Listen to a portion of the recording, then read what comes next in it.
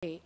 Ayokong depensahan si Jeff dito ha, pero kasi alam nyo, ang isang tao na sinasabi natin na pag naging nagger ka, may mga pagkakataon kasi na kailangan matignan natin, ba't siya nagiging ganon?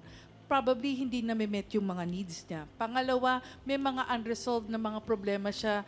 Kasi kung tutusin, alam mo, Gigi, may mga anak ka. Malalaki na yung mga anak mo. Pwede ka talagang tangkilikin nila at yung isama sa bahay nyo. Hindi mo kinakailangan na maghanap ng bagong partner or yung talagang bagong kinakasama. Dahil kasi naging maayos naman yung mga anak mo eh. So, bakit ka kailangan mag-expect na magkakaroon ng ganitong klaseng sitwasyon sa buhay. Ngayon si Jeff, siguro ganito na lang gagawin natin. Parehas kayong may problema. Parehas na siguro hindi lang ito counseling ang kinakailangan pero therapy. I am willing to help. So walang problema doon. Pero siguro mas ibayo ang kinakailangang therapy dito ni Gigi. Dahil kasi hindi lang ito sinasabi natin na trauma, hindi biktima siya ng sitwasyon na pagiging battered. At ang hirap na sinasabi natin, hindi po kaya ko pa rin ito. Gigi, kailangan mo na ng tulong. Kailangan mo maiayos din ang sarili mo. Walang masama na tinatawag natin yung self-care, yung pag-aalaga sa sarili mo, mahalin mo yung sarili mo. Kasi nga hanggang hindi mo minamahal yung sarili mo, hindi mo may isip na kaya ka pang bugbugin ni Jeff. Kailangan maisip mo, tama na to. Okay, so, Dr. Camille, thank you. Ikaw naman, Dr. Love. What can you say? Ano ang may papayo mo kay Gigi at kay Jeff? Alam mo, nakikita ko rito, Ate Kuring, parang nagiging trend. Minsan sisisihin natin yung kahirapan natin. Ano? Jeff, dahil magulo ng isip ni Jeff, wala siyang hanap buhay, walang pagkakakitaan, darating yung kanyang kinakasama, maingay, all boils down to one thing.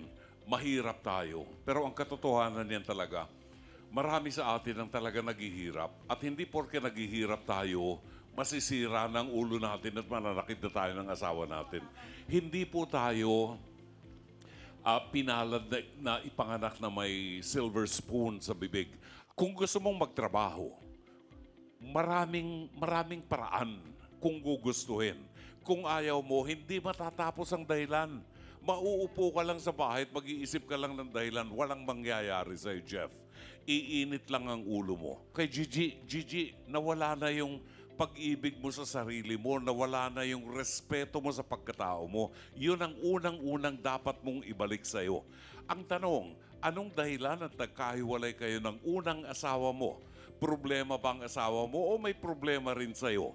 Kasi kahit kumuha ka ng bagong ipapalit kay Jeff, kung nandun pa rin ang problema, hindi mawawala yan.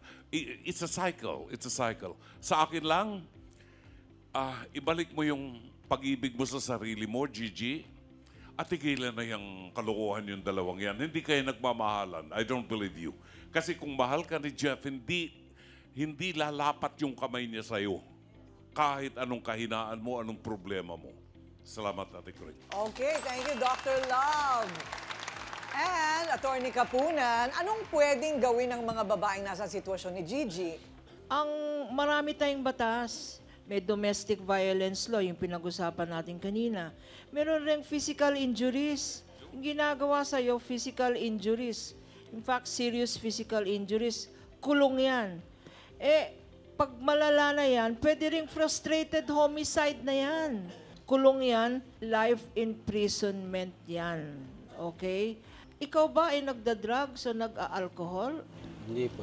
Hindi naman. So talagang ang hindi natin mabiblame, kasi yung drugs at alcohol, defense yan eh. May psychological problema ka, kanya ka umiinom. Pero kung kusang loob, nagbubugbog ka, talagang counseling ang kailangan mo. May barangay order na, may barangay protection order.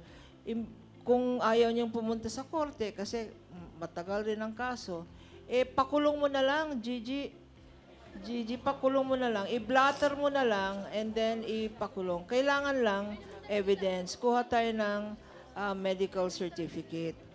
Ngayon, my last word here is, tayo mga kababaihan, dapat isipin natin, ang women's rights, human rights yan. Hindi lang tayo tao, hindi lang tayo babae, tao tayo, dapat irespeto natin ang human dignity natin.